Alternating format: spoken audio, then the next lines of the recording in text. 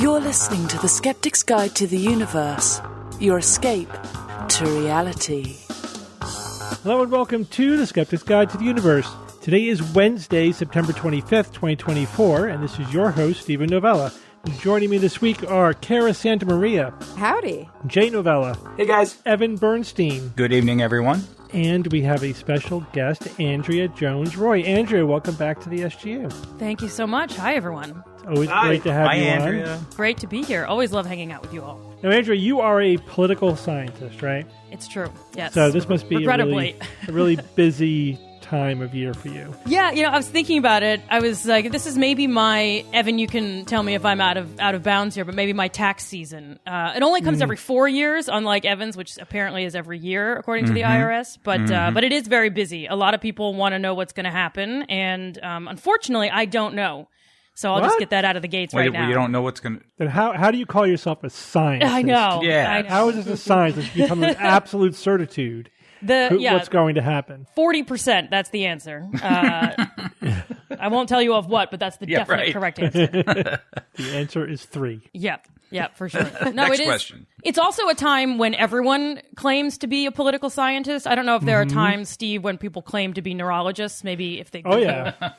Everyone's a doctor. symptoms. Everyone thinks they're an expert on whatever they've experienced in their life. You know? Yeah. So everyone's actually telling me how the election is going to go when I don't have an answer. So Right. And nobody has the answer.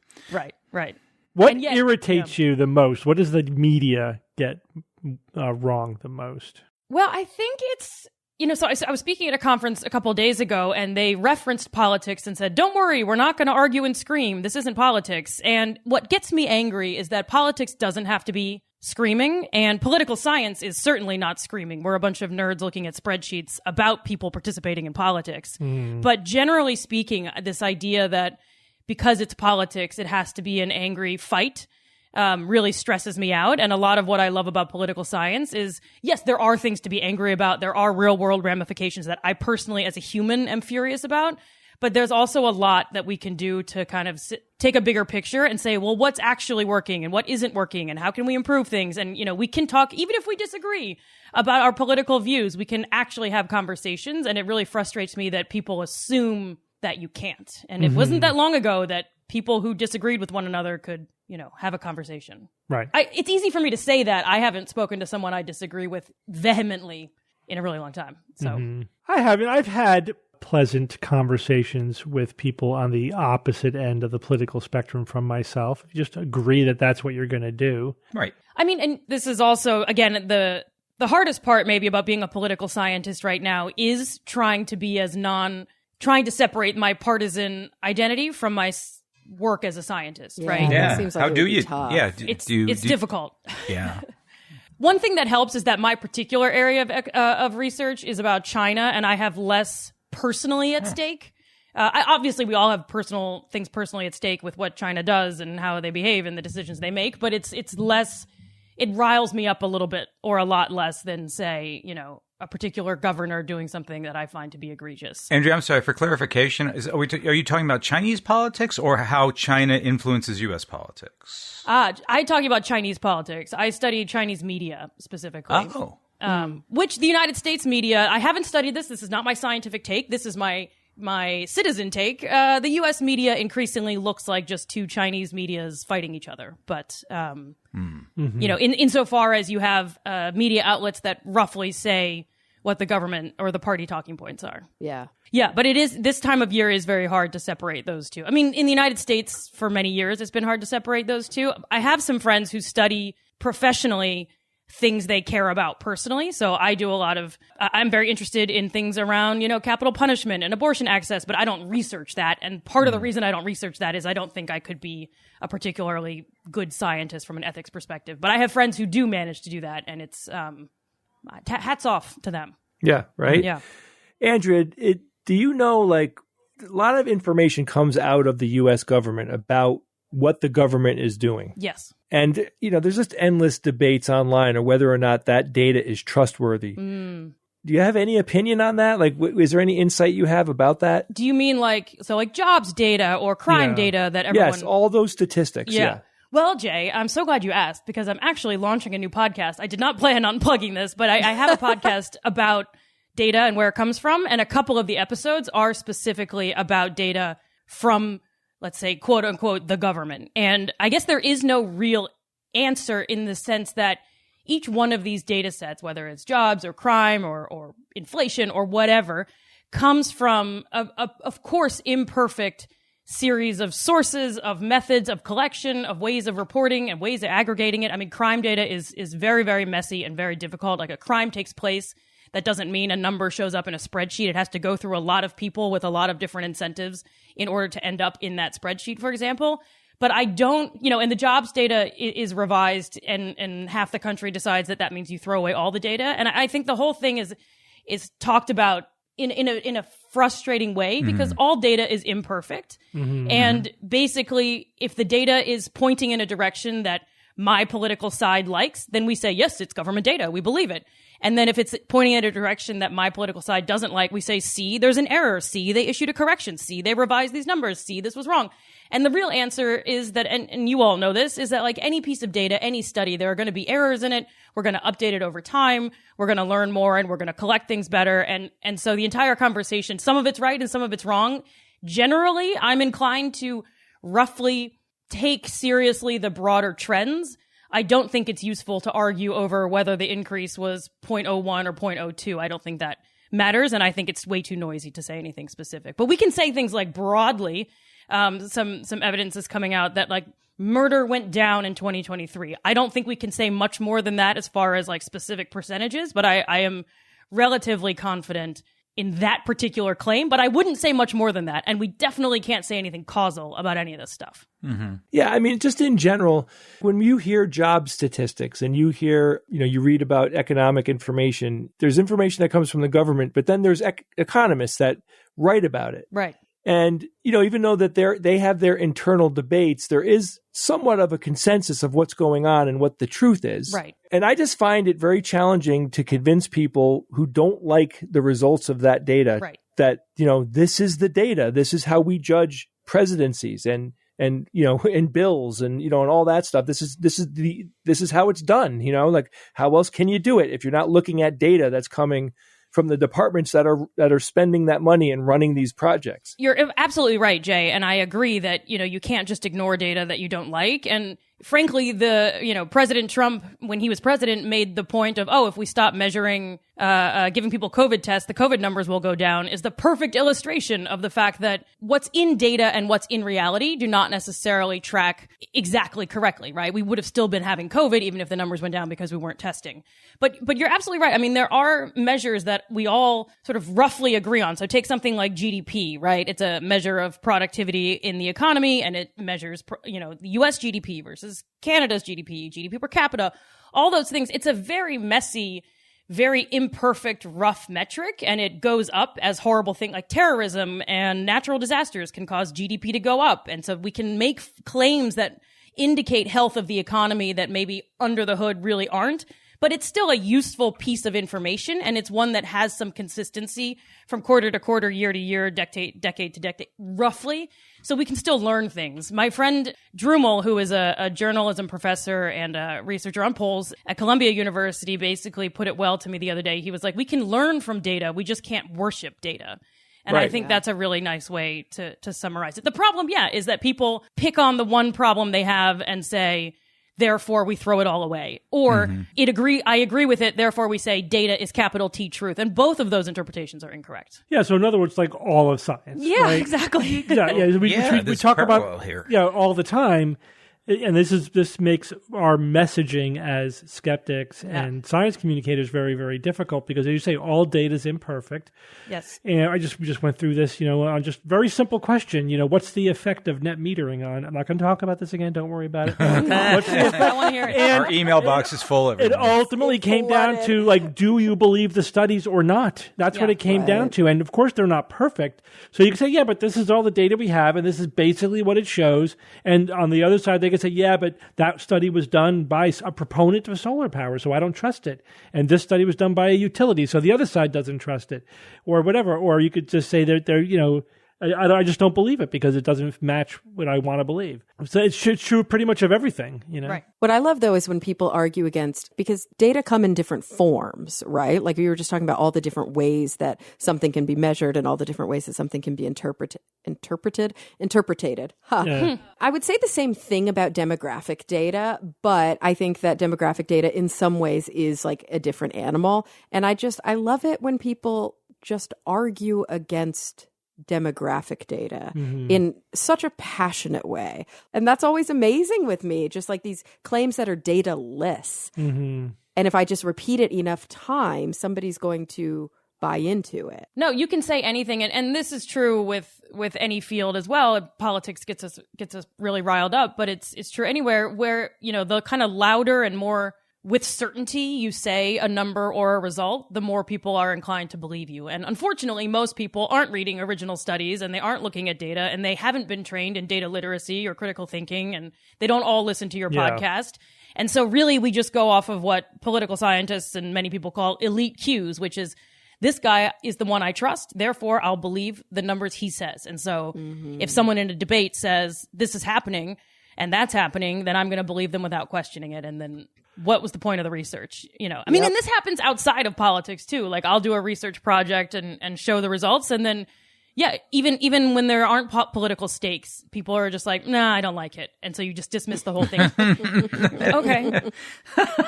Or there's the motivated reasoning, right? So every study is imperfect, but you find the flaws in the ones whose conclusions you don't like, and you gloss over the flaws in the ones whose, again, this is exactly what you all are talking about all the time. Yeah.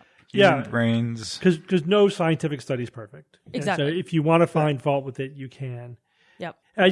So you have to give people an understanding, and this is where you have to get wonky, right? There's just no way around it. You got to get down into the weeds, or you got to listen to somebody again that you trust who gets wonky for you, right? And sort of summarizes for you. Like, this is why scientists don't really put a lot of weight on this data, or this is why this is a consistent result that keeps coming up over and over again. And we're getting pretty confident that this is telling us something about reality.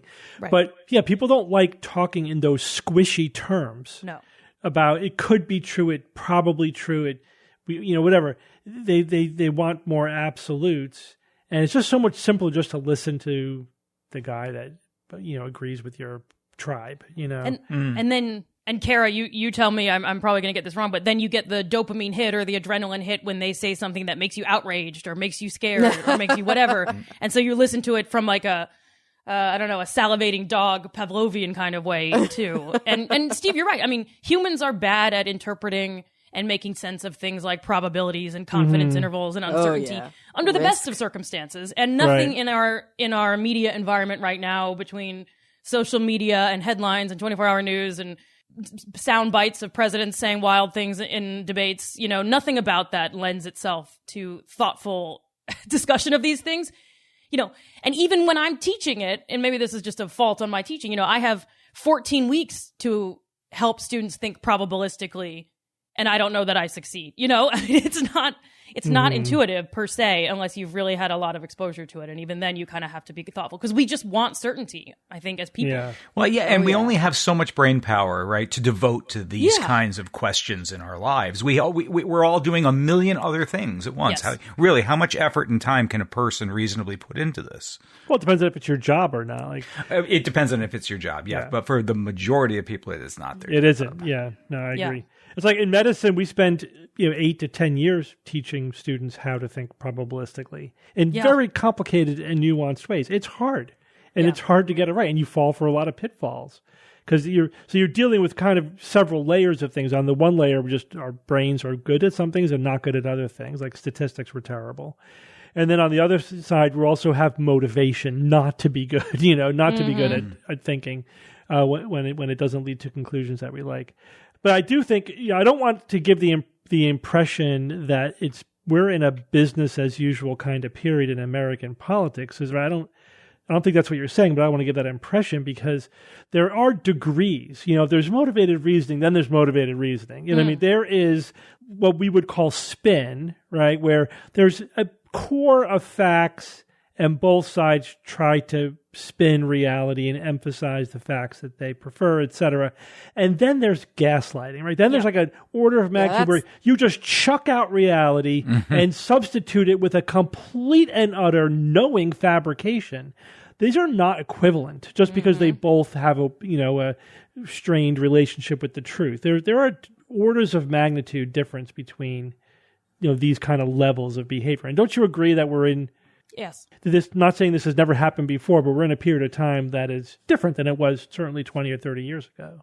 Oh, for sure. And for so many reasons, too, right? I mean, the media landscape and the way we talk to each other and the way we consume and hear information is changing by the second, basically, especially with generative AI. But even in the last 10 years, I think that's changed incredibly. And yes, every other underlying force that's contributed to the various types of disagreements and polarization, and whether it's between leaders and citizens and the way we talk about things, and it's over issues, or it's more affective polarization where we just simply dislike the other person. It's very different. And I think, Steve, at the beginning you asked what's the most frustrating part. I think I'll update my answer to say that, a lot of times when I tell people I'm a political scientist, people say, well, politics isn't a science. And I was like, well, politics isn't, but you can study politics in a scientific way. Yeah. Right. But that means assuming there is some, to your point just now, assuming there is something to consistency in the underlying, say, reality that we're studying or the data generating processes. Like we are assuming that studies I did 10 years ago, 50 years ago can help me understand the present moment. And in some cases it can, sort of the underlying things like what motivates someone to show up to vote, what makes someone have the political views that they do. Well, it depends a lot on their parents and where they grew up. Those sorts of things don't tend to change. But a lot of the way we're doing politics and the environment of politics has changed a lot. And so it's really an open question how much of even research from, say, the Obama or the Bush administration applies to now, because it just, and again, here's me as a citizen, it just feels so different and bad. you know? It's like what used to motivate people to vote might be totally different. And yeah, we used to all agree on underlying facts and we simply don't. And I don't know what that does to things we thought we knew about how humans behave politically. Yeah, it's like a game where the rules can change. Exactly. Yeah, and you can't, if you're playing by the old rules, you're going to get it wrong. Exactly. Exactly. And so you're studying it on two levels. What happens, with these rules, and then also, and then how are the rules changing over time? Right. There's a really interesting, just one tiny example of research that I think is really interesting is from a couple of scholars, I believe they're at Syracuse, but don't quote me on that, who study the role of anxiety in politics. And I think Kara and Steve, you'd have a lot to say about this, but basically they try to hit on this and say, look, anxiety has always played a role in politics. It's one of the things, fear and other things related to anxiety do motivate us to behave in certain ways in the political sphere, whether it's voting or campaigning or what have you. And basically they say, look, the level of anxiety in the United States political discourse right now has never been higher. Is it the case that these experiments we ran even 10 years ago still apply today because you're exposed to just so much more? And we don't know. And unfortunately, the consequences of all these things are going to play out in, a month and a half from now, and we're not going to have the studies about it for 4 years. So should we be angry with you about this? It's and I do apologize for everything, I have to say. For all of American politics. I'm so sorry. Yeah, I really botched it. All right, we're going to come back to this when you talk about your news segment, but we're going to go through the regular show now. We're going to start with Kara doing a What's the Word? What's the word? What? I just made up that song. I like it. It's a good song. So I am going to talk about a word that was recommended by William Patterson from Sonoma County. He said, I think a good word to analyze is pitch. It has tons of different meanings, some of which are completely unrelated.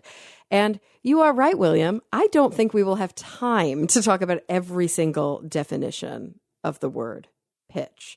But let's start by kind of digging into the etymology a little bit, because in most of the places that I looked, the word pitch is divided into two separate etymological roots. So it's sort of like a convergent evolution thing happening with this word. The first one is the one that I think many of us are probably the least familiar with, and that is like this substance. It's sap, basically, pitch that comes from trees. It's sticky, and it comes out of trees. And you also, It's coarse. Yeah, it gets everywhere. You also have another variant of that, which is this viscous material that is left over after you distill crude oil. Yeah, petroleum, right. Yeah, that's also called pitch. And in geology, there's pitch stone. And so these all come from an original root that really kind of going all the way back from like the Middle English to the Old English to the Latin to with the cognate in the ancient Greek. Really across the board, the roots for this just mean the word sap or sap from a pine. You'll often see pine being utilized in the definitions. And that's where the term pitch black or pitch dark comes from. Does that make sense? I was just going to ask if that was it. Yeah. I never questioned it before, but yeah. Mm-hmm. So that comes from that deep dark color of the sap from that pine. Now there's another etymological root, which I'm not going to pronounce Middle English here, but like pitchin or piken, that goes to the Old English, that goes down to the Germanic. And that root has to do with thrusting or fastening. Like pitching a tent? Or picking, yeah. So you can throw a pitch at a baseball game. Mm-hmm. You can pitch a tent by driving stakes into the ground. Oh. The distance between some objects is considered a pitch. The angle at which an object sits is considered to be a pitch, right? I've heard that. Very often, like in UK English, the area where a campsite sits or certain types of sports fields are called the pitch. On the pitch. Mm-hmm. On the pitch, exactly. And that all does seem to come back to that early definition around thrusting or driving a stake or piercing with a sharp point. You know, those stakes of your tent and throwing things and even pitching in, working really vigorously. Yeah. Oh. What a cool word. Yeah, it's a really cool word. It like has so many different definitions. The musical sense came much later. That came around the 1630s. And around the same time was the term that we use for like ships, like their motion, right? They pitch on the ocean. They kind of rise and fall. And so those seem to be slightly newer definitions of the term. But it does have, scientific definitions as well. We think of pitch as the frequency, right, of a sound wave is going to give us its pitch. And often you'll see pitch used in like mathematics and geometry to describe distances between things and angles. So it's a super interesting word that has these sort of similar but different roots. And I think we use it all the time without recognizing it. Mm-hmm. So, yeah. I love that. I love when you have a word that's really, really old and it just evolves and evolves and evolves. And you can sort of trace it back to where it started. And sometimes the modern usage feels wildly different. But if you go through the series of changes, it all kind of follows. It makes sense, yeah. Yeah, an understandable pattern. I remember like when we were in Atlanta for an event, there's Peachtree, the area around Atlanta. Mm-hmm. And we were told, and this is what I found when I looked into it, that actually derives from pitch tree. And it's sort of a bastardization of that. Like the original, it was actually a pitch tree, but people then confused it with peach tree, and that's the name that stuck. But Georgia is the peach state, so you can sort of understand why they would have made that confusion. Or is Georgia the pitch state, and we've messed it up all along? No. Change the license plates. Oh, the pitch there is delicious. Yeah. Fresh pitch pie. When I was digging into this word, you go to some obscure places on the internet because you're trying to learn about, how people are grappling with these things. And I found a forum, like a rock climbing or mountaineering forum. And apparently the word pitch is often used to describe a segment of a long climb between two, how do you pronounce this word? Belays? I think. I don't know. Yeah, because I'm not a rock climber. I have no idea. So on this forum, one person's like, it came from the days before rock climbing when climbers used to get their jollies by climbing large trees, pine and spruce trees for the most part. And so they would accumulate all this sap on their hands. So trees that have a lot of sap would mean that like a pitch was typically short. But now they use ropes and ropes are longer. And then somebody else was like, okay, right track, totally wrong definition. That's actually, it does come from tree climbing, but the climbing style back then involved throwing a rope as high as possible over a branch.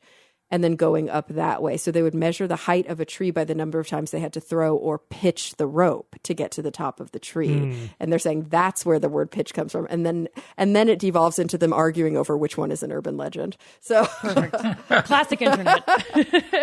But also, like, I guess that's what happens when a word has so many different definitions. It's easy to come up with some sort of lore around why this new usage came to be. And you can kind of, tell a story based on like, oh, there used to be trees on fields and now we play sports on fields. Therefore, it's a pitch, right? Like I could make up a story based on a different definition. Well, Yep. Whosever story wins had the best sales pitch. Oh, See that? A+.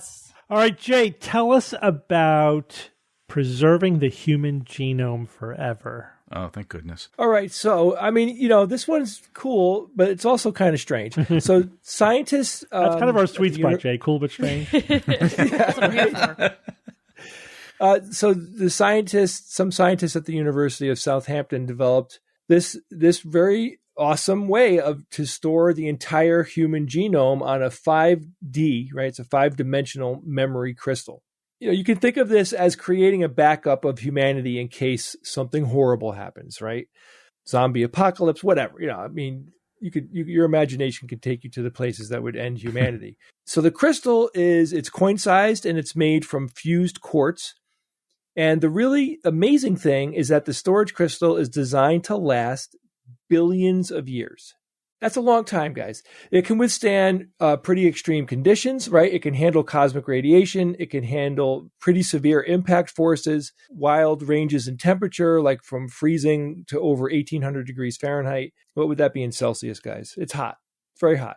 Celsius hot. Their idea is that in the, whatever, let me throw a scenario at you guys. In the distant future, some advanced species is searching the ruined surface of the earth. And, I don't know where they put it. They didn't really talk about like the delivery mechanism, but like, they enter this old underground thing and they find this crystal, right?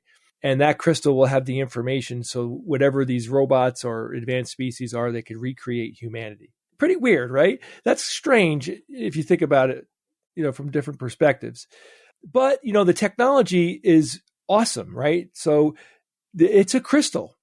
It can store up to 360 terabytes of information, and it can keep that information stable for up to 300 quintillion years. Yeah, right? So that's a long time. That's longer than the universe has existed, quite obviously. It's absurdly long. It's over 21 billion times the current age of the universe. How about that for a statistic? So researchers use this ultra-fast lasers to etch tiny voids in the crystal silica structure, right? Sounds pretty simple. And these nanostructures can hold data, but they hold it in 5 dimensions. And this is where it got its name: height, length, width, orientation, and position. I think, that's really complicated, right? Just on the face, right? The height, length, width, orientation, and position. Imagine trying to reverse engineer that. With the complexity of the human genome encoded in it. It is very complicated. So to help whoever or whatever, robots, they find the crystal. To help them understand what's inside, the researchers added some visual clues on the crystal surface. So they included images of the 4 essential chemical elements for life: hydrogen, oxygen, carbon, and nitrogen. That's nice. Hopefully whatever thing would find this, they'd be able to figure out that, we know what the elements are because we're an advanced species. So these are the 4 that you need in order to do what the crystal is going to give you the information for. They also give a depiction of the DNA double helix. So basically you're going to create this, and diagrams of human men and women. Right. Okay. So make one of these using these 4 things and follow the instructions that are encoded in these little voids that are inside this crystal. They're going to, hopefully whatever future technology is out there, their AI can look at that and figure it out within maybe a few 100 million years. So there's also a molecular breakdown of chromosomes and their structures within the cell, right? Other data that they're going to need. They're meant to guide the whoever's reading these in the future to interpret the stored genome. It's complicated, very, very complicated. Of course, there's a catch, because no one knows whether the technology to read this data will exist in the future. Now, that's a funny way to put the idea that they're not. It's not like the future beings that would read this and use this thing are going to like find our old technology and they'll just insert it, and somehow that'll even make sense to them. They would literally have to reverse engineer the whole thing. Now, keep this in mind. I'll give you a little bit of perspective. Andrea, tell me a device that you owned like 15, an electronic device you owned 15 years ago, 10, 15, 20 years ago. More like 20 years ago, I had drives that I could put floppy disks into. Okay, now imagine taking one of those and trying to make it work today. I have one, and I would like to make it work for some, and I can't. But the idea is you own this thing. You know exactly what it is. You have tons of technology all around you. You could read about this thing forever. You could just keep reading about all the different pieces of information that are out there on the web about it. But could you really make it work? And this is all made by humans in your lifespan, right? And we can't, you have an iPad or an iPod. Remember our iPods? Sure. Dig out your old one if you still have it and try to put a file on it. Good luck. Yeah, but I don't know. Right? That's not a good analogy, Jay. The real question is, could engineers figure out a way to access the data on that floppy disk? Probably. Yeah, I would think, oh, wait, you're talking of Andrea's floppy disk? Of course. I'm just saying it's a complicated mess from our own technology from 20 years ago. Yeah. Like, I'm just giving you like a very, I hear you, but to put things into perspective, I mean, you're right. It would require like very advanced, intelligent, not only species, but individuals within that species who are in the equivalent of engineers and scientists, whatever, probably working for years to reverse engineer it. But I mean, what's the other option, right? It's going to involve. Oh, I know that. I know. I'm just trying to, look, Steve, but I can't help but, almost joke about the idea that something is going to be able to reverse engineer this in the future. But of course, what else can you do? Like if they wanted to do it, they did it. And I don't see, there really can't be a simpler way. You want the thing to be self-contained. You want it to last, and you want to give them some information on how to kind of figure it out. Yeah, that's the important thing, right? Like it's like the gold record. Didn't they actually print like how to build a record player on it? No, there was a record player built into the. But I thought there was also instructions for like how to use it. Yeah. Oh, how to use it. Okay. Yeah. Kara, you realize that aliens did find that record and they sent us a message. You know what it was? What was it? Send more Chuck Berry. There you go. Oh, I remember that. Saturday Night Live, right? SNL. Yeah, 70s. Yeah. Oh boy. Wow. Yeah. Sorry, I'm old. All right. So there is the issue of recreating a human from genetic data, right? This is, something that scientists are incapable of doing today. There has been tons of advancements in biology and our understanding of all of the material that it would take to actually do this. It is likely that we will be able to do it, right? It's not like something that's out of our, like, we're not saying, oh my God, this is going to be hundreds of years. Like it is going to happen. But we can't do it yet, so we don't really know what it's going to fully take to do it. But they are storing the human genome. They want to, like other institutions and companies are like want to store frozen animal cells in craters on the moon. We have seed vaults. This is something that humans do. We keep coming back to this like disaster recovery situation, some of which might be done by humans themselves. Like, hey, we had an extinction and we want to bring back the Huziwatzer animal, whatever it is, or bring back this plant. That seems very reasonable to me. But, thinking of aliens or machines in the future finding this thing alone, that's a Herculean effort just to find the crystal. So anyway, there is a few little doodads I want to tell you about this thing. So they were inspired by the Voyager Golden Records. That was one of the inspirations for doing this project. And the other cool thing is there are applications for this data storage beyond the human genome, right? The technology has a lot of broader applications. I don't know how fast the read-write is on it, but that amount of data storage is phenomenal. That's a phenomenal amount of storage, guys, right? You could back up incredible amounts of data with that. So I would love to see this technology like make its way out to where we could use it today. Again, I really need to know how fast you could read-write on it, but even still, like if you just wanted to do like a big backup, like let's say that Google wants to back up YouTube. Right. Yeah. But I think that this thing would handle it nicely. Better than my floppy drive for sure. Yeah, maybe. But we could start with the floppy drive. Yeah, we'll start there. But you let us know when you get it working, and then we'll start doing Anyone that. listening who's an engineer can help me with this, get in touch, because this thing isn't working. I got to get YouTube on my floppies, so someone reach out. So you try to visualize this huge amount of data storage, right? So there was a picture that Bill Gates took. I remember him being, I think he was like hoisted up super high in the air, and he had a CD in his hand. And they had stacks of paper that went up, I don't know. I mean, it looked like he was up like 60 feet in the air worth of paper. And the idea was that all of that data can fit on this thin, this wafer thin piece of plastic. And this was new technology. And I remember seeing that picture and like getting the visual and going, wow, that's a lot of data, That is nothing compared to this thing. Like, it's nothing. The amount of data storage that this thing can handle. I mean, I wish that Bob were here because he's really good at coming up with things like that. But it might be like, the size of the Earth of paper, like, I don't know. I'm just making that up. But it's phenomenally bigger than what could fit on a CD, like orders of magnitude more. So anyway, I hope we never need to use it.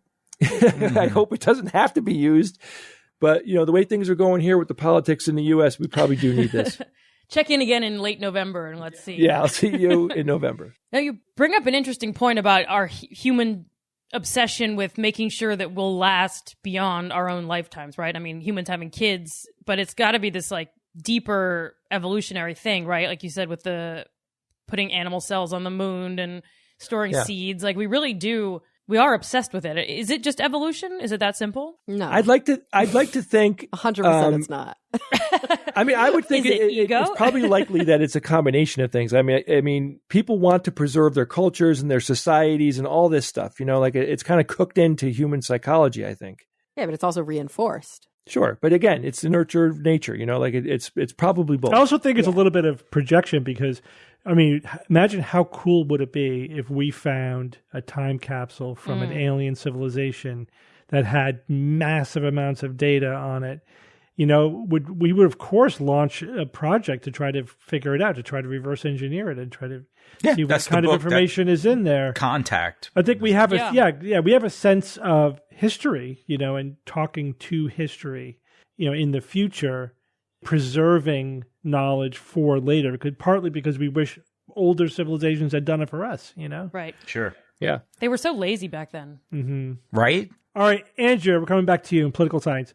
Tell us how reliable presidential forecasts are. All right. Well, I would love to tell you this, and it's actually going to connect to Jay's news and we'll see how in just a moment. But so this is a research from a preprint, so it's not peer reviewed. It's a preprint from some political scientists, one of whom I know personally. So maybe a small conflict of interest, but they are writing about political forecasting and particularly political polling. And I think all you really need to know about their argument, or you can learn a lot about their argument from the file name. If you go to download the PDF, the file name is End Forecasting.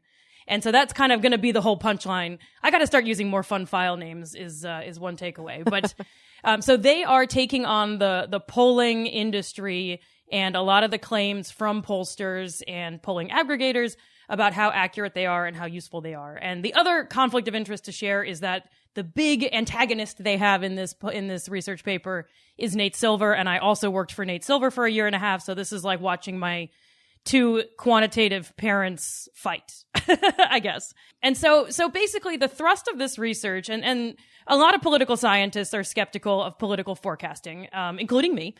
But the thrust of this particular paper that I really enjoy is it says, look, forecasting, in their words, captivates the public. It drives media narratives, right? We cannot get away from hearing about polls and horse race coverage and who's ahead and who's behind. I don't even look and seek out polling information very much, though I do cave as we get closer and closer to the election. And I certainly looked at it when I was making a living working on it, but I try not to, but you can't avoid this stuff. And what they say, and what I think is something that you all talk about very elegantly on this podcast a lot, is what they call, quote, a veneer of scientific legitimacy around polls. And Jay, you kind of hit on this earlier, and, we put the word data next to something and we think, therefore, it's true and it's correct. And so we say, well, Harris is at 48%, Trump is at 46%, therefore we can say something about what's going to happen a month and a half from now. And there are lots of problems, of course, as far as the scientific legitimacy of polls, and in particular of polling aggregators, right? So We don't know for sure that we're working with representative samples. There's an effort to do so. We don't know for sure. There's, selection bias and non-response. And if you get a random call from a number you don't recognize, what are the odds you're going to pick it up? If you do pick it up, what are the odds you're going to stay to answer their questions when you realize it's just a survey? And then what are the odds you're actually going to tell them what you really think about politics to some random person, right? So we're not working with randomized samples in the way we'd like to in science. We don't know a lot about how different survey firms or aggregators, we don't know what's under the hood in these models. Nate Silver, the New York Times, Politico, other outfits that run these aggregators make a living from these aggregators. So if you don't know, the 538, or now it's Nate Silver has his own forecast. They aggregate all the polling data that's out there. They weight it according to how good the pollsters have been in the past based on their own metrics. I worked a little bit on collecting data for pollster evaluations back in the day, and I don't know how Nate ultimately took all that data on accuracy and weighted whether a pollster was an A or an A minus or whatever. And so it's proprietary information. So we don't know what goes into the theory and into these models. So we can't really evaluate them that way. We know that we're not reaching all of the electorate, but we also know that we're not reaching all of them in different ways. Maybe the people we reached in 2016 and left out in 2016 are not the same as 2016. So there's no shortage of really serious empirical research problems, despite many pollsters and polling aggregators working from the best of intentions. Okay. So there are some problems in polling. We all kind of know, and if you paid attention to polling in 2016, you have some probably built-in skepticism or maybe knee-jerk fear when you hear new polling data come out. But people like Nate Silver argue that this is still better. This is sort of the Moneyball argument for elections, right? This is still better than punditry. This is still better than commentators and talking heads just assuming and thinking and expounding on what they think is going to happen. Here's where this paper comes in, and where I think we start to have a lot of fun, and where Jay's article from our news piece is also relevant. So these researchers who study, use machine learning to make predictions in politics say, look, usually in machine learning, if we want to evaluate how good a model is, we have a ton of training and testing data that we train the model on, and then we compare it to how whether it predicted reality correctly. So if you think of market data, stock data, weather data, you can evaluate these forecasts and sort of say roughly how good they were or how not good they were. The problem with elections is, at least presidential elections in the United States are only once every 4 years. And that means we've only had about 60 in the United States. So that's a lot. That's a very limited quantity of data that we can compare the outcomes of these polls to. We also haven't been doing the polling that long, right? Now, some argue that, well, we have state data and we have local elections, so isn't that a lot more data? The problem is that a lot of state data is correlated. How one state goes tells you a lot about how a lot of other states are going to go. And the way that the United States polling, the way the United States election works with swing states in the Electoral College mean that even if we can get state polling correct, it's still not necessarily the case that we're going to be particularly accurate at national polling, because as we all have lived through, teeny tiny, seemingly random changes can totally flip how an entire so state data doesn't really solve the problem. So what these researchers did is they said, okay, we are going to, and it's worth taking a look at the paper. It's open source at the moment, open access at the moment. They said, we're going to simulate how long it would take to actually have enough data to evaluate whether, say, Nate Silver's model is accurate. It's not, oh, did they get the last handful right? Because we can't really statistically separate that from we happen to throw heads 3 times in a row or whatever, right? So they said, let's simulate and see how long it's going to take. And basically the punchline, and Jay, this is where we're going to need those crystals, is it will take decades more of elections and research to find out if these forecasts that we're all clicking refresh on right now, to find out if these probabilistic forecasts are more accurate than pundits and talking heads. It will take centuries of data to actually statistically evaluate and compare the models to see if these forecasters are actually reliably and helpfully predicting state and national elections. And it will take millennia, they say, to figure out what techniques are actually best, like which of these models that purport to be the best one is actually the best one. And they even say, look, maybe we can do better because we're all still living in the present. We don't have these crystals yet. Like, we do all want to know what's going to happen in November and 4 years from now and so on. So one thing they say is, well, you could say, what if we look at forecasters who make predictions about other things? So maybe congressional races that happen more often, maybe sports outcomes. But even that, who's to say that the forces underlying a presidential model are going to be comparable to, say, someone who's accurately predicting if the Bills are going to win or whatever. So even that kind of generous version is not particularly helpful. And I guess the last thing I'll say here, and the reason I really like this, is there's an underlying tension that I should be candid about between kind of generally political scientists and polling, where in political science, most of the time we try to predict elections on what we call fundamentals. So the economy, things like that, and not really what people say they're going to do. It's more like what is happening in the country. And so there's sort of this head-to-head between fundamentals versus polling and kind of more public opinion, real-time data collection. And basically the punchline of all of this is that we don't know, and we don't have enough data to know. And the last thing I'll say is, and this kind of reminds me, Steve, of things you've said where people say, well, why are horoscopes so dangerous? Or why are crystals not Jay's crystals, but like, salt and stuff that people buy? That's like, what's the harm in spending $50 on a blue rock? Well, there is a lot of harm. And it turns out, and there are experimental studies, and there's some great links in this paper to existing peer-reviewed studies, where we say, look, it turns out that there is a lot of evidence to suggest that polling, as we currently talk about it, makes people feel a false sense of confidence or security about what's going to happen. That can cause depressed turnout. For example, we think that might be some of what's going on in 2016. These studies are more experimental, so we're in a lab and we say, hey, here are the polling outcomes. Are you going to vote? So it's not the same thing, and you can't really say for sure. But it really can mess with our understanding of what's going to happen. It can mislead the public about how viable certain candidates are and cause them to abandon a candidate that actually could be relatively viable because we're not interpreting probabilities correctly. And it also encourages this kind of horse race coverage that we're all hearing about, as opposed to talking about issues and policies and other things that might matter. So it's not harmless. So their headline is, look, file name, right? End forecasting. My view on it, if I may, is I think there's a lot of money being made in the polling industry, and I don't see it going away. I would like us to be a lot more thoughtful, and we said this at the beginning of the episode today, a lot more thoughtful about what are these results actually able to tell us and what can't they tell us. And that includes things like thinking about probabilities, understanding that if someone is at 58% approval, that doesn't mean they're going to get 58% of the vote, basic things like that, changing how we report on these things, talking about uncertainty a lot more.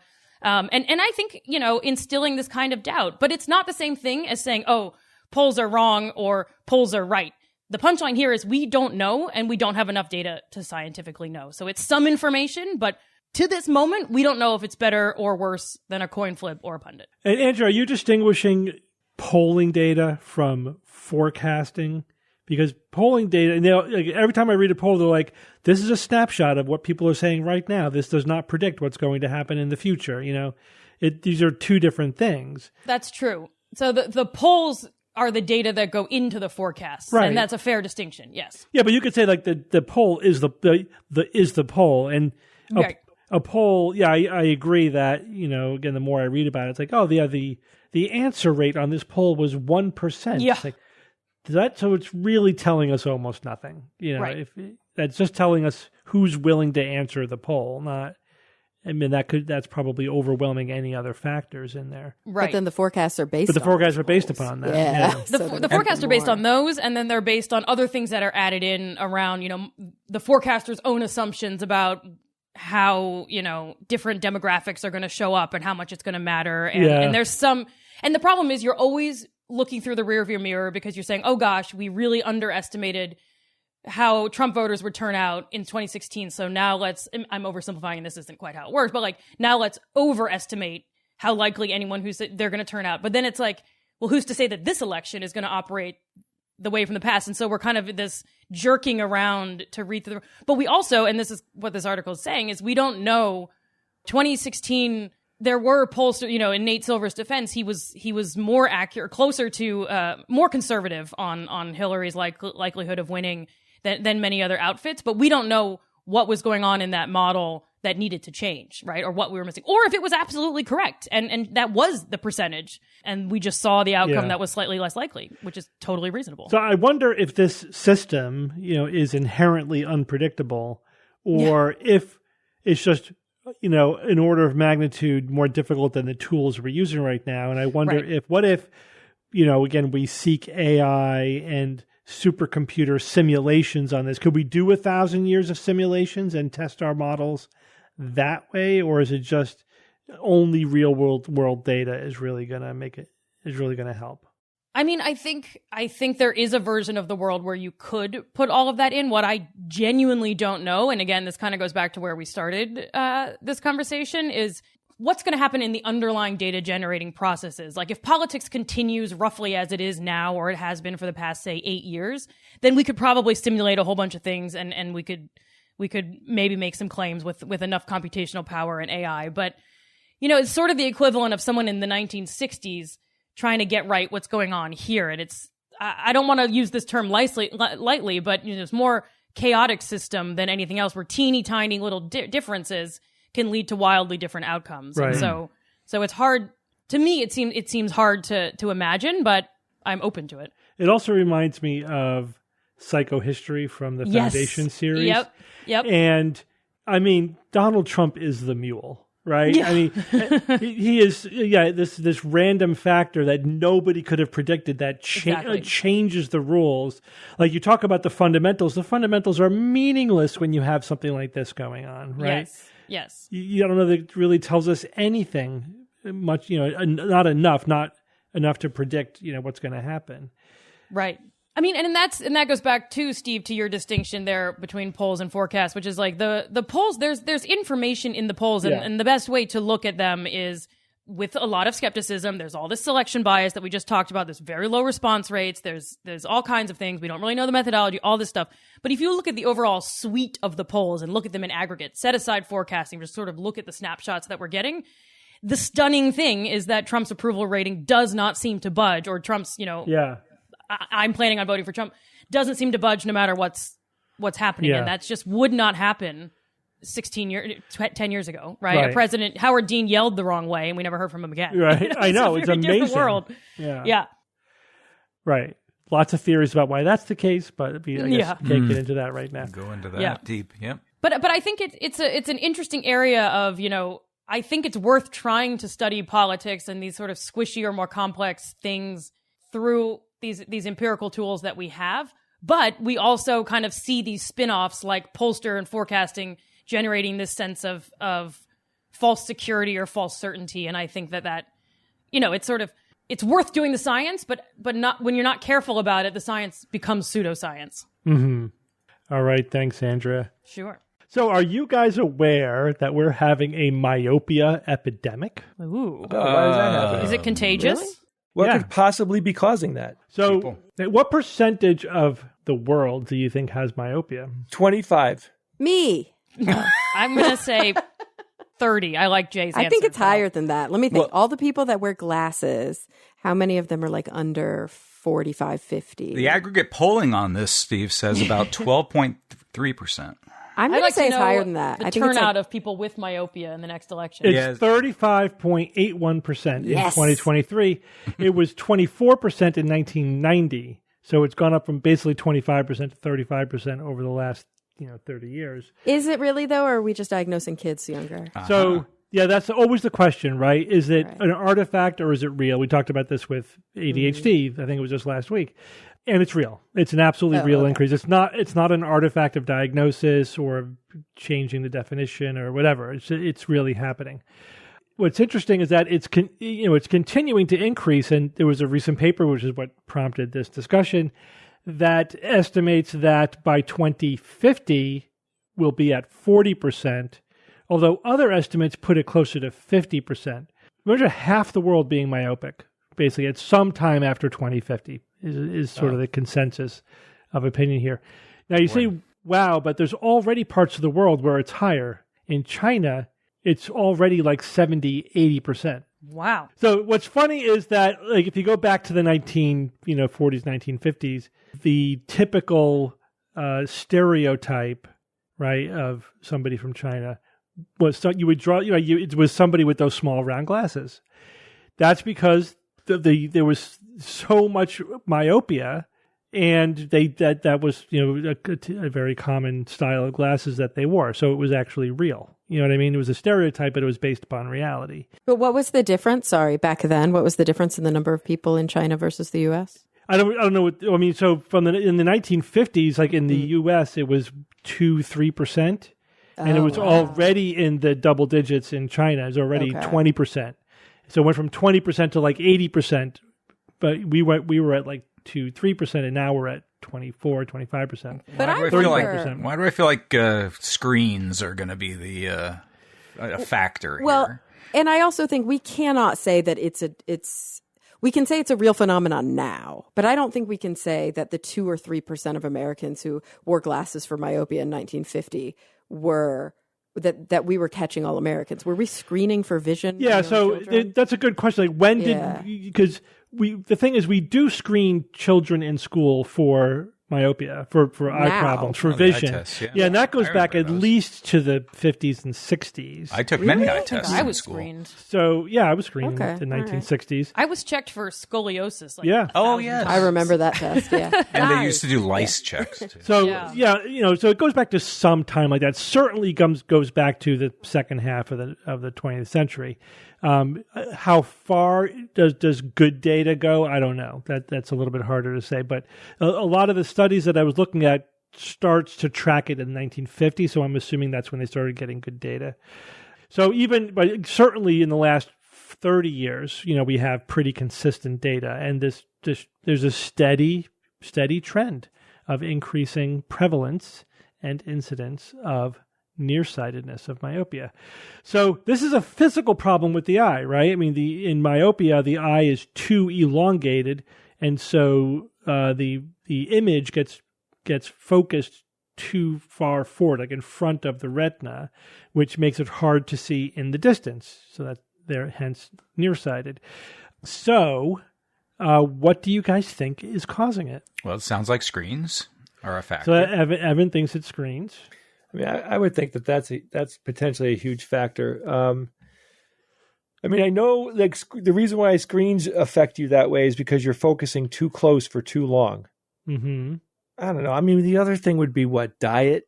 Or not neurotoxins, sorry, but toxins that affect development. I mean, plastics. we live in a pre-1950, there was no plastic. We have like so many things in our blood now that didn't exist, like Teflon and all of that.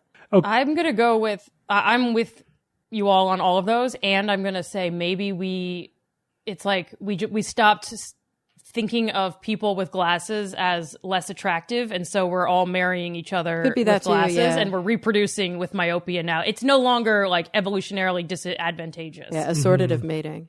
There we go. That's the word I want. Yeah. Mm-hmm. Interesting. Those are some good thoughts. Very creative. However, he's like, "What wrong?" Oh, thanks for pandering to us. The short answer is we don't know. But and it's all of those things. It's no, but there are two basic theories that are the most plausible. Evan's the closest. It's not I mean, it could be partly screens, but and what Jay said is like you're spending a lot of your day focusing close up. But this phenomenon predates screens, though, and it doesn't really explain why some countries have a much higher rate than other countries, because it does not track with screen use. Then it would be genetics? No, it's not genetic. It's too fast for this to really be genetic. Epigenetics. It's developmental. It's developmental, but what's the factor? It's probably there's no signal, there's no hypothesis or notion or evidence that it's anything. Oh, more people are environmental, literacy rates. Yeah, I'm with Evan. Books. Literacy. No. Studying. No. What it is again very good hypotheses. But the leading hypothesis is that it's sunlight. It's that kids specifically are spending less time outside. Vitamin D? No, vitamin D is made from absorption in your skin. So sunlight, this is direct sunlight to the eyeball. Sunlight causes dopamine to be released in the eye, which also is important for growth. And so in the absence of that, the eye develops abnormally, right? So it is a developmental problem. As the eye grows, it becomes abnormally shaped. So it could be the absence of sunlight, but the other hypothesis is that it's a relative decrease in being in an environment where you have to focus in the distance. At infinity, right? If you're inside all the time, you're never focusing at infinity. And so just from use over years, your eye develops, with a bias towards focusing close up. So it doesn't necessarily require screens, but screens certainly are part of that phenomenon. It's really just that kids are not spending enough time outside. That's the bottom line. But you keep calling that a hypothesis. Is there any evidence to support that? Yes, there's a lot of evidence. There's a lot of evidence to support that. That's why I've said these are the leading hypotheses, because there's evidence to support that. So, and it comes both ways. It correlates with urbanization. It correlates with time spent inside versus outside. Okay. It correlates, and also if you, as a matter of policy, give kids more time outside, it reduces their risk of myopia. It reverses the trend. That's critical, because if in order to prove a cause and effect, you have to show that if you eliminate the cause, the effect goes away, right? So we have that data. Yeah, but they locked up 100 children outside for a year and studied them and see what they did. At this point, there's pretty much no question that it's outdoors time is the critical element. So like the stereotype that little book nerds all have glasses. Yeah, is actually. Oh no! But what we don't know, what we don't know is the relative contribution of the dopamine, from sunlight versus the focusing in the distance. But it's being outside, is the critical element. Right. Is it only for children, or should I go outside and stare at the distance? So that's a really good question. It's developmental, so it's definitely true through high school. Not really sure if there's any effect once you're already an adult. So probably not adults. But doesn't mean it's not good, to get outside and get some sunshine. No, nothing wrong with that. So the good news is the fix is simple. I'm not going to say easy, but it is simple. It is get kids outside, get them out in the sun, and away from screens. But off my lawn. Right. But it's not necessarily going to be easy, because that cultural changes, public health measures that are hard. They're hard to get people to change. Do you guys what remember? They do. I think we talked about this on the show before, but there's like this viral video.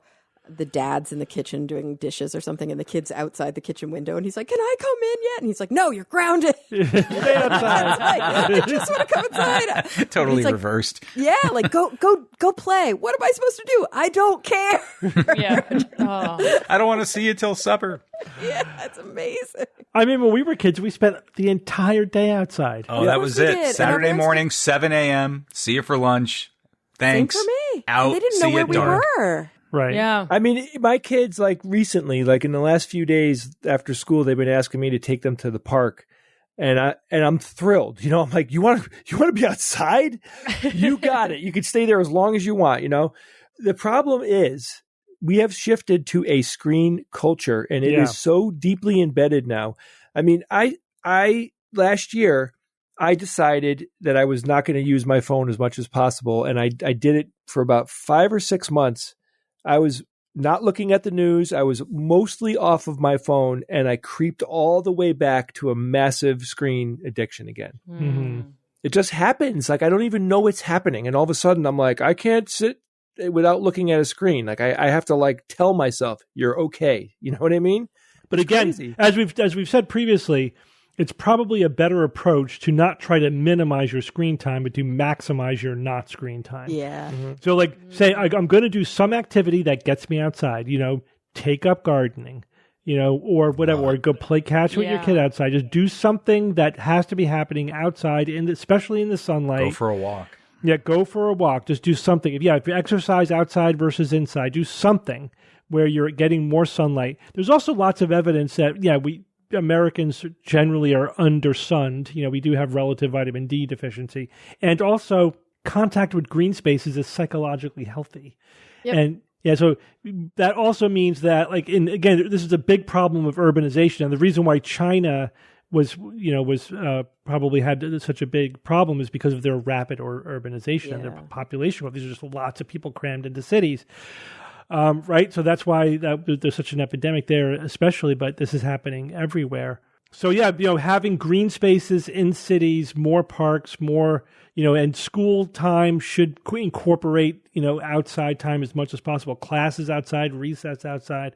Got to get those kids outside. Steve, what about the Google Vision or what is it, Apple Vision and all the goggles? What if we look at the world through those outside, but project like our text messages and the news really far into the future, or far into away the from distance. us, into the distance in the goggles. Artificial horizon kind of thing. Does that mean I can keep up my phone addiction or my children's phone addiction and future children's phone addiction and let them not get myopia? So that's actually been studied. Oh, perfect. And the answer is mixed. We don't know. Ow. So that's the idea. You put somebody in VR because, when I don't know how much you've used VR goggles. Almost not. I've used them extensively. So one thing that's interesting is that I don't have to wear reading glasses when I use VR, right? But also, when you're focusing in the distance, you're focusing in the distance. It's a real experience. You know what I mean? At least for that part of it, it seems like it should work, but it wouldn't necessarily replace the natural sunlight part of it. Unless we simulate that in the VR experience, which I guess is put a grow feasible. lamp or something in the room. While but VRing. maybe so this is just like using VR. I wonder if we have optimized VR programs that we test, right? That to treat myopia, to prevent developmental myopia, and that becomes just like you take your vitamin, you spend an hour in VR every day to make sure you don't get myopia. You know what I mean? Like that just becomes part of adapting to an urbanized life is, you have to get your VR time. You guys, myopia is not that bad. That was the other thought I was having. You just wear glasses. Maybe I'll just wear glasses. It's horrible, Kara. It's not. It's horrible. God, I hate wearing glasses. Isn't that what laser surgery I know. is It's not that bad, but if we could prevent it. It's also not bad to prevent it. It's all good. It's like what you're just telling people to spend more time outside. Outside, No, of I'm course. all I'm for not, outside. Yeah, of course, but I don't think we have to go to insanely great lengths to, I don't know. No, Kara, we take this all the way. Sure, we can't get rid of diseases that are killing everybody, but myopia will come to an end. Yeah. That Twilight Zone where the guy breaks his reading glasses. It's not fair. We can't let that happen. Burgess Meredith. Yeah, I saw that. Yeah. So, but there is a systematic review that I'm looking at where it does conclude that it can be effective if done properly. The right program. VR can work to prevent myopia. Yeah, very interesting. All right. Some insanity, though. Yeah, some monsterism. Evan, tell us about the Biot Twang. Am I saying that right? Yeah, Biot Twang. Isn't that a cool word? All right, but I got to set this up a little bit, and I'm going to start with 3 questions. All right, here's the first question. What is the collective noun for a group of crows? A murder. A murder of crows, correct. And do you know what the collective noun for a group of lions is? Lions is a pride. Yeah. Yes. And the last one. What's a group of scientists? Collective noun. A fight. Well, I know. Nobody really knows. I came up with the term. It's called a baffle. Because scientists are always baffled, it appears. Try searching a news item using the term scientist baffled, and you will come up with news items every single day. I kid you not, because I've done it. And whenever something is weird or unusual or unexplained in the context of science, that means scientists are baffled. Evan, do you remember when this is going back 15 years, one of the bits that we did for the show was coming up with a collective word for skeptics. For skeptics, yes. Yeah, I can't remember what we came up with. Oh, yeah, I can't remember either. It must not have been great. Otherwise, it would have stuck. It didn't stick. A doubt of skeptics or something. Yeah, that was one of them. It was something like that. Very predictable. A superciliousness of skeptics. I don't recall if we tackled, Steve and Jay, this subject when this news first broke in 2014, right? Underwater audio recordings captured what was described as, a Biot Twang. And this was during an acoustic survey in the Mariana Trench, which is the world's deepest oceanic trench. It's located in the Western Pacific Ocean, about 200 miles, which is 322 kilometers, southwest of Guam and southeast of the Mariana Islands. Stretches to around 1,500 miles, 2,500 kilometers roughly, and it's about 43 miles or 69 kilometers wide. So I know we've covered the bloop, but we've covered the bloop, right? I wasn't sure about the Biot Twang, though, right? Yeah. This is so. We don't want to confuse these things. We're talking strictly of the Biot Twang. Yeah, there's news about it this week. But back in 2014, the researchers were using underwater gliders, and they recorded this mysterious sound that had two distinct components to it: a low rumble followed by a high-pitched metallic sound. And you can find this on YouTube and other places online and go listen for yourself. It lasts for about between 2.5, 3.5 seconds and includes 5 separate parts with a dramatic range of frequencies. The low is 38 hertz, and then it has this sort of metallic finale to it, 8,000 hertz.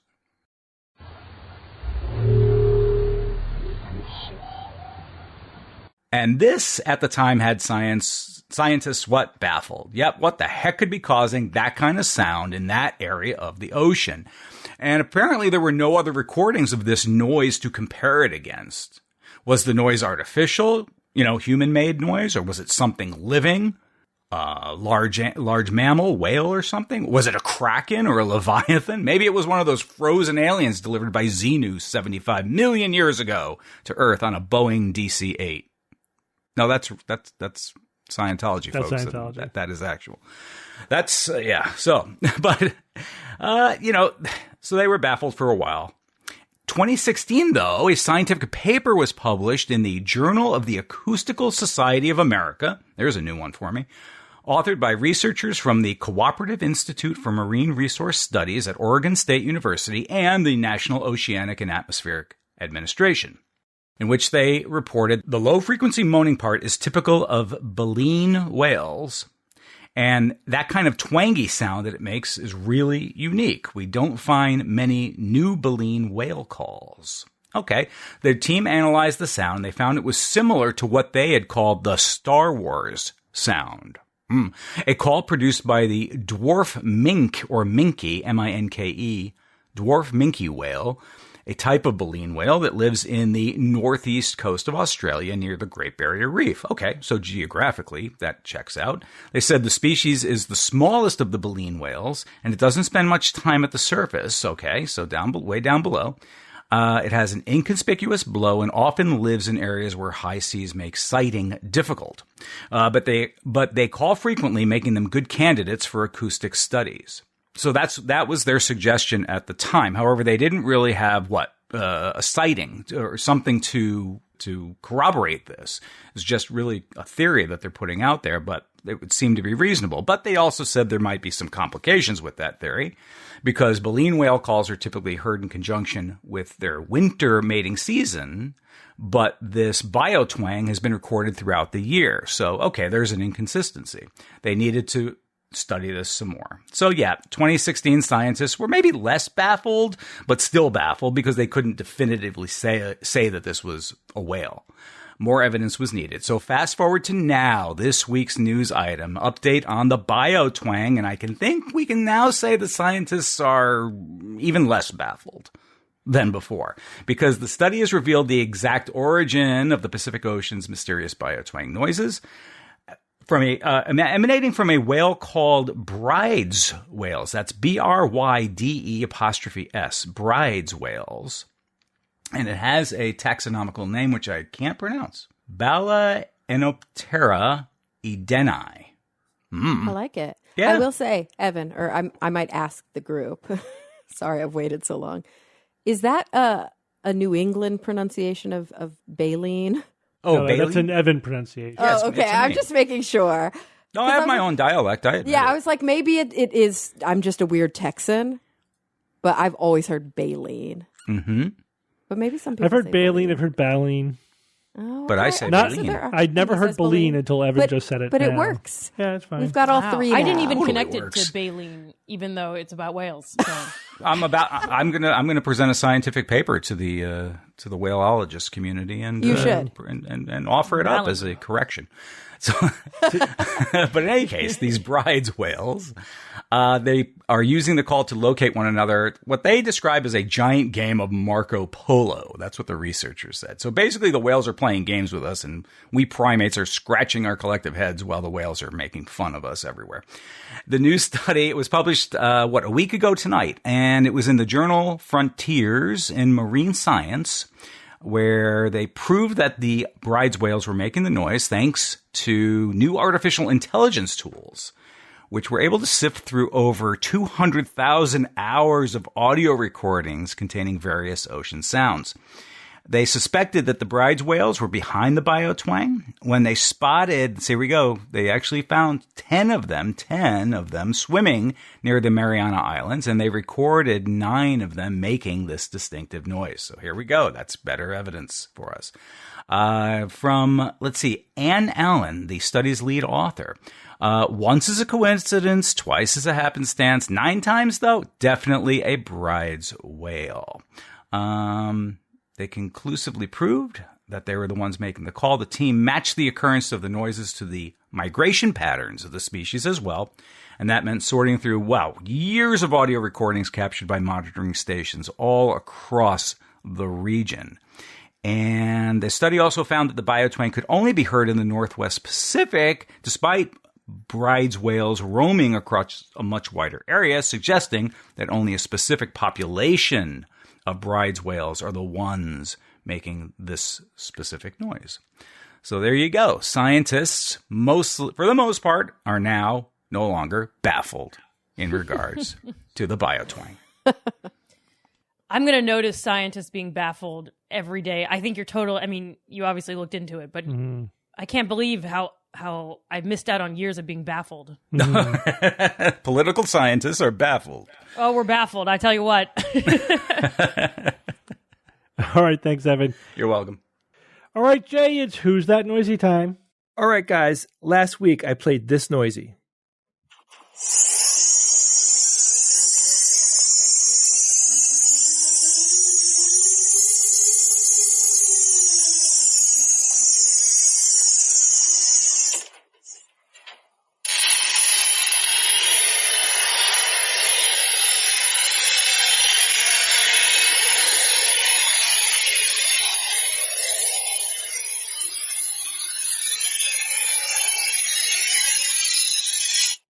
What is that?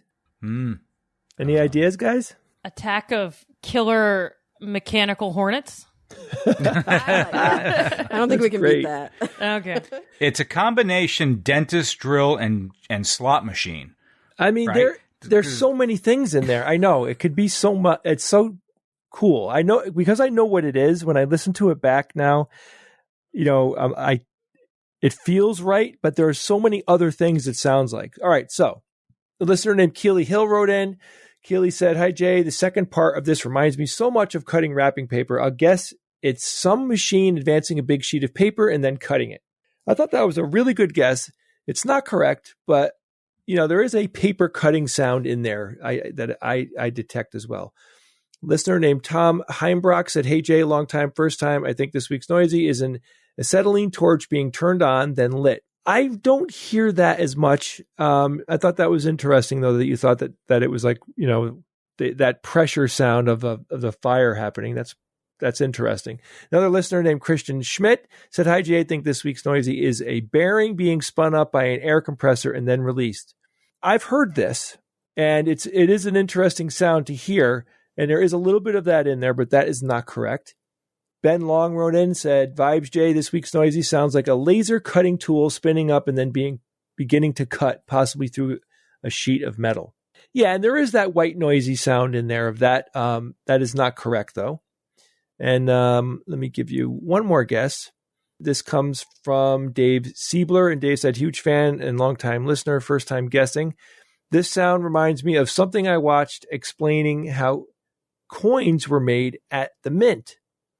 That's a cool thing to say. Like I've never heard that sound of coins being made. Maybe you might be talking about when the coins are being, the striking of the coin. Maybe I'm not sure exactly what you're talking about, but I'd like to learn more about that. I applied for a job at a mint once. What happened? Yeah. I think I made a good impression. Hi-yo. joke. I knew it was a joke. I just didn't know where the hell you were going with it. Set it up well, though, Jay. That was for Ian. This is what I find odd. Nobody got it. Nobody won this week. But many people have sent this noisy into me over the years. Ooh, and now that nobody odd. won, I feel guilty. I should have given it as a clue. This is something that I think once I tell you, you will be surprised at how, seemingly obvious it is. Guys, this is glass cutting. Cool. Let me play it again. There's two different sounds in here, and I won't make you listen to the whole thing. I'll fast forward it. But the first one, let me explain this to you. You have a square piece of mirrored glass. There is a suction cup that's put in the center of this, and then there's an arm coming off of the suction cup that can spin around the suction cup, right? At the end of that arm, they affix like the cutting implement, which I do believe is probably some type of diamond or whatever, right? Some type of thing that can cut into the glass. And the first thing that's happening is the person is spinning that around really fast with their finger, right? So you understand how it's, the cutting implement is on the outside of the arm and it's making a large circle, making a mirror, right? And then there is a second cutting implement that they use, which is the really heavy scratching sound. And that like really digs in deep now, right? After they've made the kind of like the runway for the big cutter to go in, then they bring in the heavy gun cutter. And that was the second sound. So I'll play both of those for you. Spinning it up. He's scoring the glass here. And then this second noise, and then, here, I'll pause it. And then the second noise I'll get to is when he's really cutting into the glass now.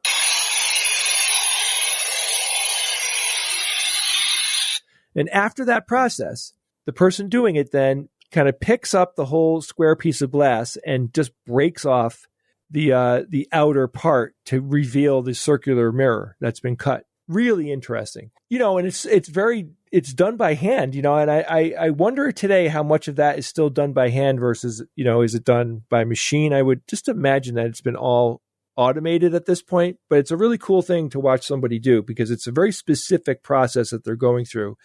And I would just imagine that's how they did it, going back probably very long time into human history. That's very likely how they would make the shaped mirrors. All right, guys, I have a new noisy for you this week. This noisy comes from a listener named Dale Thurber.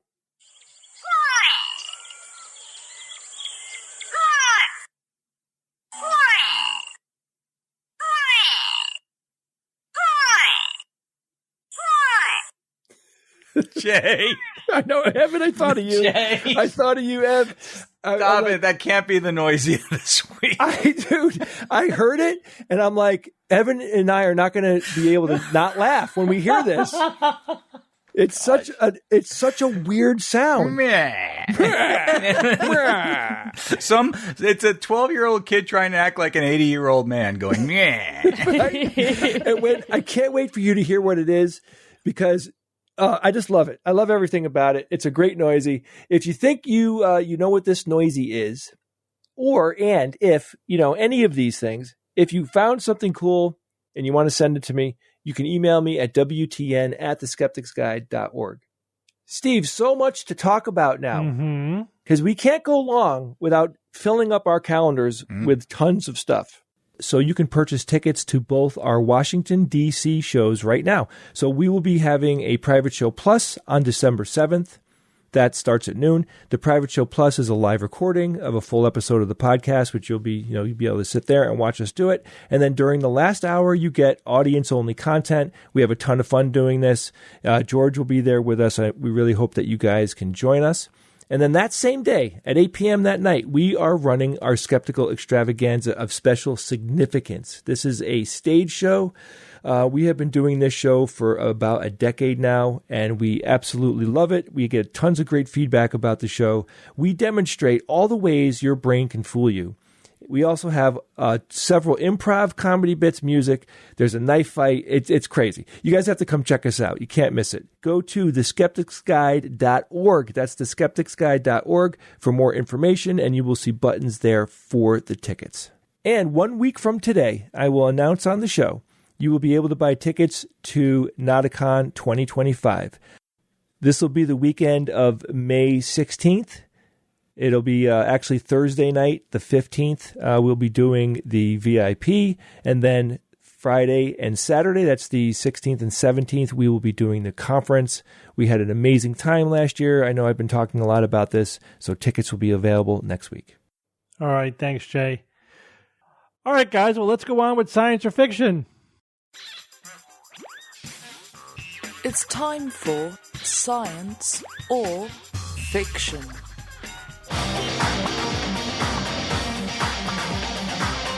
Each week, I come up with 3 science news items or facts, 2 real and 1 fake, and then I challenge my panel of skeptics to tell me which one is the fake. You guys ready for this week's 3 news items? Well, no. All right, here we go. Item number 1, a recent analysis finds that mammal-like jaw anatomy evolved first in therapsids at least 20 million years before the first cynodonts, which were mammalian ancestors. Item number 2, scientists have recently demonstrated that single bacterial genes can flip a portion of their genetic sequence so that they code for a different protein. Wow. And item number 3, a recent clinical trial shows that a single infusion with gene therapy was able to effectively treat hemophilia B for at least 15 months of follow-up. Jay, go first. Okay. I want to go to the last one. This is the one, clinical trial shows that a single infusion with gene therapy was able to effectively treat hemophilia B for at least 15 months. So I believe that this was CRISPR. Yeah, I completely think that this one is science. It's an incredible feat of technology and biology in order to pull this thing off. But I think that one is definitely science. The second one here, scientists have recently demonstrated that single bacterial genes can flip a portion of their genetic sequence so that they code for a different protein. That is freaking amazing if that's true. I'd like to see that in action.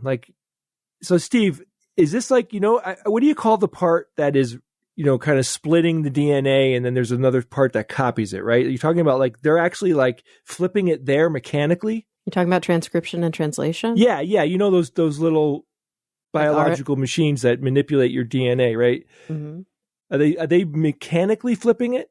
So basically what they're saying, what they discovered is that if you have the genetic sequence of a gene, a portion of that gene flips itself around so it's reading the other way, reinserts itself back into the gene. So now you have a gene with a different sequence that codes for a different protein. What the hell? That's amazing. I mean, who am I to say that that's not happening? I don't know. I mean, it sounds complicated, but all that stuff is so unbelievably complex. I just don't see why this isn't happening. It's just one of those things. I just don't have enough information to really know. But I would think, okay, that sounds like, yeah, it could be happening. All right, let me just go back to number 1 here now. A recent analysis finds that mammal-like jaw anatomy evolved first in therapsids. Therapsids. Oh, not therapists. Okay. No. Therapists for doctors. That word sucks. Or for dinosaurs. Whoever came up with that word, what the hell? Seriously, theraps, get the hell out of here. Why can't it just be like a duck? You know what I mean? Yeah, Jay. Right. All right. This was at least 20 million years before the first cynodonts. Whatever. Which were mammalian ancestors. You know what? I'm going to say that one is fiction just because the words suck. Okay, Andrea? All right. I'm going to go in the same order that Jay did. So I had the opposite reaction to the single infusion with gene therapy treating hemophilia B. I feel like that one to me reads fiction. Maybe I've read too many pseudoscience, Gwyneth Paltrow, a single infusion of this can cure your whatever. But something about infusions and just one of them feels a little bit snake oily to me. So I'm going to say that's the fiction. The bacterial gene flipping a portion of their genetic sequence so they can code for a different protein sounds awesome. I'm with Jay on that. I want it to be true. And I feel like we're constantly being surprised, dare I say baffled, by the surprising things that genes can do. And so that reads true to me. And look, we're also constantly being baffled by our understanding of how we all evolved. And if we're being surprised by the order in which mandible-like jaw anatomy evolved, then then I believe it's pretty plausible that we could have dug up some old fossil that shows that the therapsids and the cynodonts. I'm with Jay on the wording. I'm inclined to believe that we could have made a discovery like that. So I think the single infusion is the fiction today. Okay, Evan. The mammal-like jaw, 20 million years before?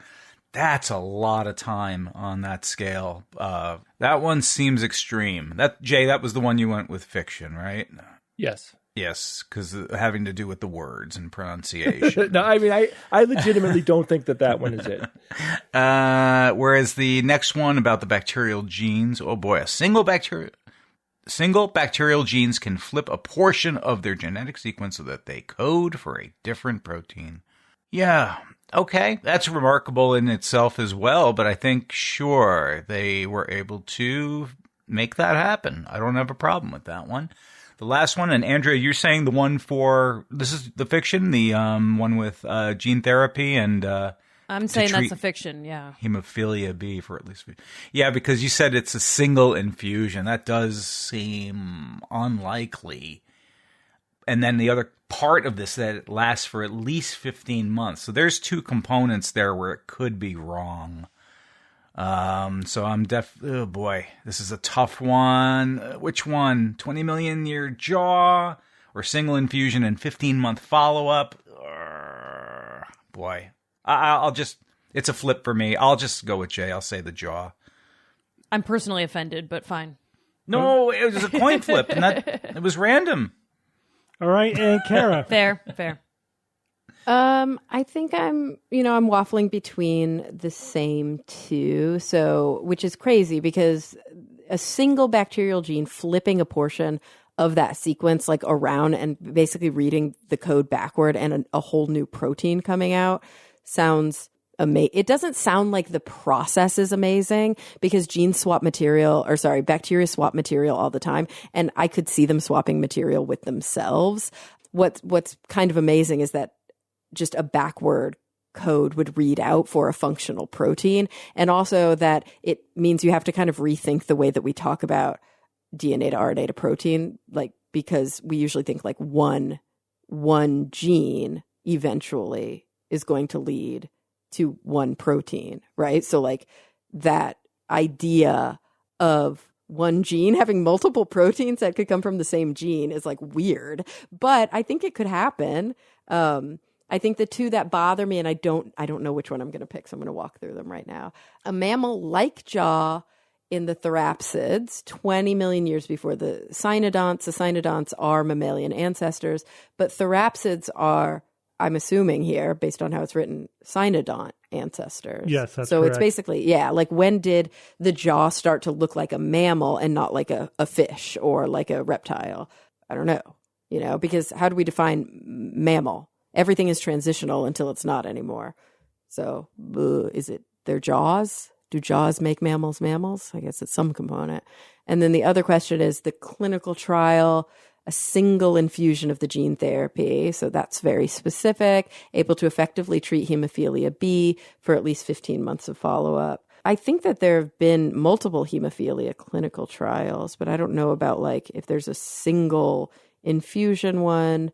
I don't know how long it was effective and what does it mean effectively treat? Like just a certain percentage of people had positive outcomes from it, like they were able to clot. I don't know. I'm going to say, Andrew, you know what? Solidarity. I'm going to go. You went with the infusion one? Indeed. I'll go with Andrea on this. All right. Infusion. Thanks, Kara. All right, so we got an even split, and you all are very confident about the middle one, so we'll start there. Scientists have recently demonstrated that single bacterial genes can flip a portion of their genetic sequence so that they code for a different protein. You all think this one is science, and this one is science. Hey! But what about the central dogma of genetics, that one gene, one protein? Mm-hmm. This one is more amazing than I think you guys appreciate. You should have thought this one was a fiction. No way, Steve. This could never happen. This is pretty stunning. So this is the first time this has been observed in a single gene, that the gene itself sort of rearranges itself and then changes its function. It doesn't always code for a functioning protein. Sometimes it basically turns into it either down-regulates its transcription or upregulates it, or it changes the actual sequence of amino acids. The way it works is that you have a sequence within the gene that is flanked by a palindromic sequence, right?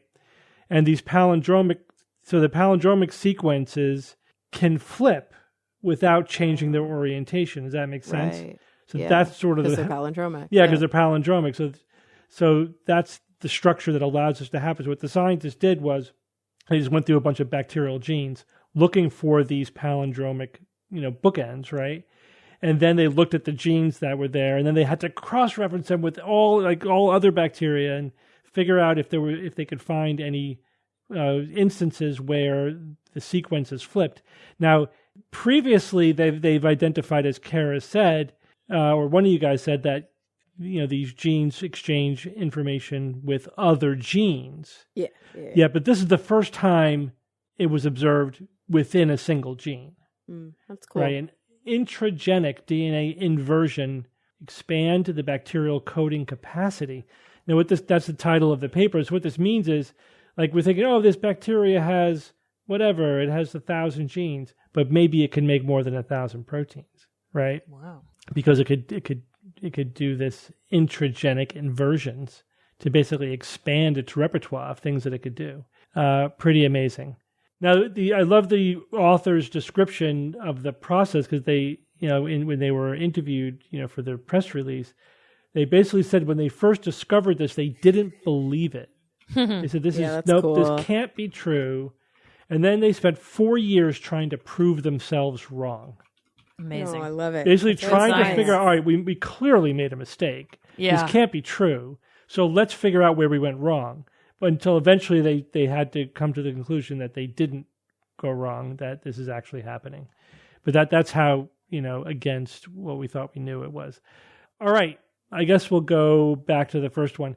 A recent analysis finds that mammal-like jaw anatomy evolved first in therapsids, at least 20 million years before the first cynodonts, which were mammalian ancestors. Jay and Evan, you think this one is a fiction. Kara and Andrea, you think this one is science. So just for a little bit of background here before I do the reveal. Cynodonts, as Kara said, cynodonts are, the reptiles they were mammal-like reptiles. And one of the big anatomical changes that happened from reptiles to mammals was the connection of the jaw. So reptiles have, multiple connection points, multiple bones in the jaw, whereas mammals have a single connection point, right? And those extra bones that we no longer needed became the 3 bones of the inner ear. That's partly why the ear is right next to your jaw joint, right? Your temporomandibular joint. Now, what that allowed mammals to do, that single connection point between the jaw and the skull, allows for a lot more mobility, right? You can move your mouth from side to side. Reptiles can't do that. What? Now, so that change, that's like a huge marker for the evolution of mammals, of reptiles to mammals, that happened within the cynodont group, right? It's not obviously one species. This is a group of mammal-like reptiles. So the question is, when did that change occur? And of course, things are only as old as the oldest example that we have, and it's very common that we find still older examples. So we want to know, when did this happen? When did this iconic change that of mammalian anatomy occur? And so there was a study, and what the study found was not this. So this is fiction. Oh, sorry, Kara. That's okay. What the study found was they found older cynodonts that were not on the path to mammals that had the mammal-like jaw anatomy. But they were already. Gosh, I would have They were never already a guessed side. that. They were already a side branch, and they were older than cynodonts that were on their way to becoming mammals, but their jaw anatomy looked more mammalian, right? So that doesn't make any sense. What that means is that the cynodonts were evolving a bunch of different jaw anatomy. that they were basically experimenting, evolutionarily speaking, and that a simplified connection between the jaw, the mandible basically, and the skull evolved independently more than once in the cynodont line, right? It's kind of like when we drill down deep on like the evolution of birds from theropod dinosaurs, we realize that, flight, and different features of flight evolved at different times in different branches, only one branch of which led to modern birds. But, sometimes you get the same thing independently evolves over and over again, which partly also means that the potential was there, right?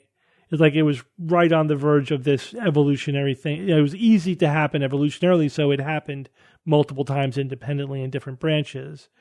And the one that led to mammals didn't necessarily develop it first. Does that make sense? Mm-hmm. Mm-hmm. Yeah. So also a very interesting finding. When I read the headline of the press release, it was like, jaw-dropping finding, paleontology. Like, oh, I wrote that. This has got to be good. And then I'm like, oh, jaw-dropping, you bastards. Okay. Gotcha. It was still good. It was still good, though. Which means that a recent clinical trial shows that a single infusion with gene therapy was able to effectively treat hemophilia B for at least 15 months of follow-up is science. This is also very surprising and very, very cool. I guess not that surprising if you've been following this, but this is a drug, gene therapy that is already FDA approved. This is a open label trial. They studied it. So hemophilia is a genetic mutation that causes bleeding, right? You have uncontrolled bleeding because you're not making factor IX, and you need factor IX to clot your blood. So the blood doesn't clot, so they bleed all the time. And the treatment for this is infusions of factor IX. And people who have hemophilia B have to get these infusions multiple times a week, maybe once every couple of weeks, or somewhere in that spectrum. They're getting it, very, very frequently. These are IV infusions. And it's massively disruptive to their life, because they in order to stay alive, they have to constantly get these infusions of factor IX. With this gene therapy, now the name of the drug is... Jay, you talk about dinosaur names. All right, here we go. Are you ready? Yeah. I'm probably not pronouncing it correctly. Nulab. No, it's not a mab. It's not a mab. Okay. It's a gene. It's you're right. Fidanacogene elaparvovec. Rolls off the tongue. Yeah. Yeah. Beautiful. Memorize it. At a dose of 5 × 10 to the 11 vector genome copies per kilogram of body weight. That's a lot. What a funny vector dosage. Genome copies. Amazing. In men, 18 to 65 years old with hemophilia B, factor IX less than 2%, who have been getting infusions for the last 6 months at least. So they're dependent basically on infusions. They gave them a single infusion of the gene therapy, and then they followed them for 12 to 15 months. And they followed them from week 12 to month 15 after the treatment. And they found that they did better than people who were getting the infusion. So some of them didn't. Some of the recipients no longer needed infusions. They went 15 months without needing an infusion. Others had a reduction in their need for infusions, but not to zero. So they just started making the factor themselves? Yeah, that's really the idea. Cool. It goes into the liver, and the liver starts making factor IX. So they basically were demonstrating stable factor IX expression. Now, I said at least 15 months because they didn't stop working at 15 months. That's just how long they followed them. Right. It's possible that this may work for years to come. That's so cool. It reminds me, I know it's a totally different mechanism, but it reminds me of like CAR T cell therapy. Yeah, totally. Right? These things where it's like, this is curative potentially. Mm-hmm. They said, we're not going to use the word cure. Of course, not yet. Not going to break out the cure word, but damn, you go from having, you need multiple IV infusions every week or two to none for 15 months. That's a life changer right there. I've never been more glad to be wrong. Oh, this is right. awesome. Me too. This is awesome. Me too. Absolutely. All right. Evan, give us a quote. All right. Well, this quote is a bit infamous because I came across it while I was preparing my haha funny moment during my news item. So here you go. You don't get rich writing science fiction. If you want to get rich, you start a religion. Yes. L. Ron Hubbard. L. Ron Hubbard.